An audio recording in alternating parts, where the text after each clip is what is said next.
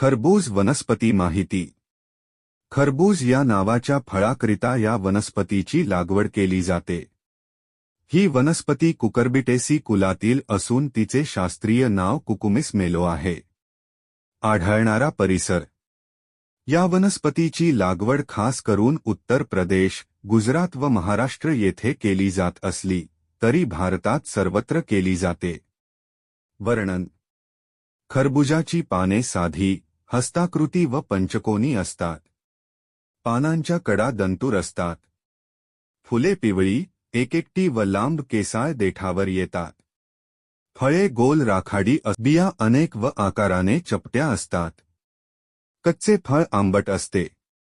पिकलेल्या फळातील गर नारिंगी, पिठूळ आणि चवीला आंबट गोड लागतो.